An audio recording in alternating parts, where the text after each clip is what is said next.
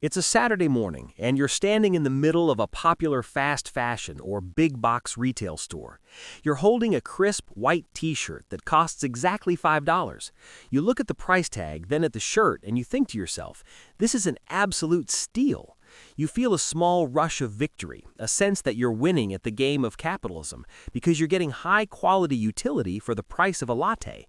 You might even buy 3 of them, because at that price, why wouldn't you? You tell yourself that you're being a savvy consumer, a smart saver, and that you're managing your money perfectly by finding the best deals. But as you walk toward the checkout line, a tiny nagging question echoes in the back of your head. How is it physically possible for a piece of clothing to be grown, harvested, spun, sewn, shipped halfway across the planet, and sold in a prime real estate location for less than the cost of a sandwich? Hi, welcome to Money Decoded. Today, we reveal the hidden mechanics of the 60% rule and why the cheap goods you consume are actually a massive psychological and mathematical anchor on your own wealth-building journey. If you're someone who wants to understand how money really works, make sure to subscribe and like this video if it helps you. Look, here's the thing we need to address right out of the gate. Most of us living in developed economies have a completely warped sense of what things actually cost. We've been conditioned to believe that a $10 gadget or a $5 shirt is a normal price. But if we peel back the digital and logistical coat of paint, we find a reality that most people don't realize. We are living in a global economy governed by what I call the 60% rule. According to data from the World Bank and the World Inequality Lab, roughly 60% of the entire human population, that's over 4.8 billion people, lives on less than $10 a day. Take a second to let that number sink in. When you buy that $5 shirt, you aren't just buying cotton, you are interacting with a system where the majority of the human race survives on a daily budget that wouldn't even cover your parking fee. Let's look at the math, because this is where the savings you think you're getting start to look like a high-interest loan against global stability and your own financial psychology. If you make $50,000 a year in the US, you are statistically in the top 1% of all humans on Earth by income. To you, $10 is an impulse buy, but for 60% of the world, $10 is the total ceiling for food, shelter, healthcare, and education for an entire 24-hour cycle. When you consume cheap goods, you are essentially arbitraging the desperate poverty of the 60% to subsidize your own lifestyle. Now, you might be thinking, but Finn, isn't it good that I'm giving them a job? Isn't my $5 helping them? That's a common financial assumption, but the math reveals a much darker motive. Here's where it gets really interesting. Most of the value in a cheap product doesn't go to the worker making $2 a day. It goes to the logistics and marketing machines that convince you to buy things you don't need. Let's look at a concrete math example. If a pair of shoes costs $20 at a major retailer, the labor cost at the factory is often less than 50 cents. The rest is spent on shipping, retail rent, and massive advertising budgets. You think you're being thrifty by buying the $20 shoe instead of the $100 shoe, but in reality, you're buying an engineered-to-fail product. This is what most people don't realize. Cheap goods are a tax on the poor, both for the person who makes them and the person who buys them. If you buy a $20 pair of shoes that lasts 3 months, and I buy a $100 pair that lasts 3 years, you are spending $240 over that period, while I've only spent $100. The cheap option is actually 140% more expensive in the long run. This leads to a psychological shift that actually prevents you from getting rich. When we surround ourselves with cheap, disposable items, we develop a disposable mindset towards our capital. We start to view $5, $10, and $20 as meaningless amounts. But if you saved and invested just $10 a day, the total daily budget for 60% of the world, into a standard index fund at a 7% return, you would have over $100,000 in 15 years and nearly $1 million in 35 years. By spending that $10 on cheap goods that provide zero long-term value, you aren't just losing $10, you're losing the future millionaire version of yourself. You are literally trading your financial freedom for a collection of plastic trinkets and shirts that shrink after 2 washes.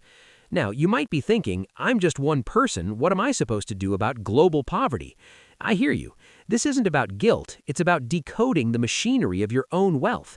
The 60% rule exists because corporations have realized they can offload the true cost of production, things like environmental cleanup and fair wages, onto the worker and the planet. When you participate in this cycle without thinking, you are training your brain to prioritize instant gratification over asset accumulation. This is the same psychological trap that keeps people in the gig economy cycle we've discussed before. It's the treadmill of consumption. Let's talk about the quality gap. This is what most people don't realize. We are currently in an era of planned obsolescence that has moved beyond electronics into almost every consumer category. Because 60% of the world lives on so little, manufacturers have mastered the art of making things that look like quality but are structurally hollow.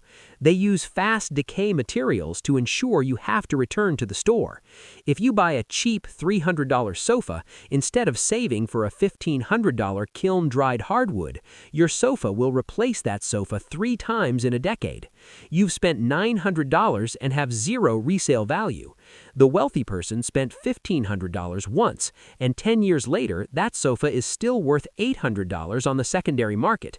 Their net cost was $700. Your net cost was $900.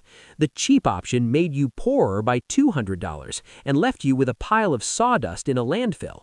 Here's where the revelation gets even more surprising.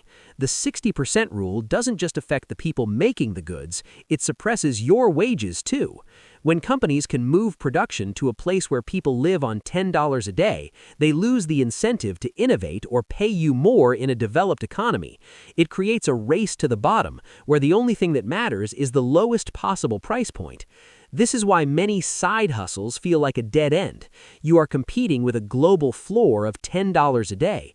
If your work can be done by someone in that 60% bracket via a smartphone, your economic leverage is effectively zero. You aren't an entrepreneur, you're a participant in a global labor auction. So, how do we protect our wealth and take actionable steps? The first step is to adopt the cost-per-use model. Before you buy anything cheap, divide the price by the number of times you will actually use it. If that $5 shirt is only worn 5 times before it's ruined, it cost you $1 per wear. If a $50 shirt is worn 50 times, it cost you the same, but you looked better and felt more confident. Confidence is a soft asset that leads to higher earnings. Second, realize that every time you say, "It's only $10, you are disrespecting the capital that 60% of the world would use to change their entire lives. Treat your $10 like a seed, not like trash. Actionable step number 2, conduct a consumption audit. Go through your house and look at everything you bought in the last year for under $20. Total it up. Most people find they've spent between $2,000 and $5,000 on trinkets and cheap deals that they no longer use. That $5,000 invested is the down payment on a rental property. It is the beginning of an emergency fund that stops you from needing a high-interest credit card when your car breaks down. By opting out of the 60% rule's output, you are opting in to the 1% rule's growth. Here's the final revelation. The most trustworthy person in the economy isn't the one who has the most stuff, but the one who needs the least permission from the bank to live. When you stop chasing cheap goods, you stop needing a high income just to keep up with the replacement cycle of your life. You become unpredictable to the corporations because you no longer respond to their $5 dopamine hits. You start to see the world for what it is, a giant exchange of value where most people are being decoded for their data and their impulse buys.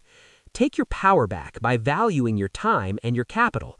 Understand that the $5 shirt has a true cost that is hidden from the price tag, a cost paid in human potential across the globe and in your own financial future.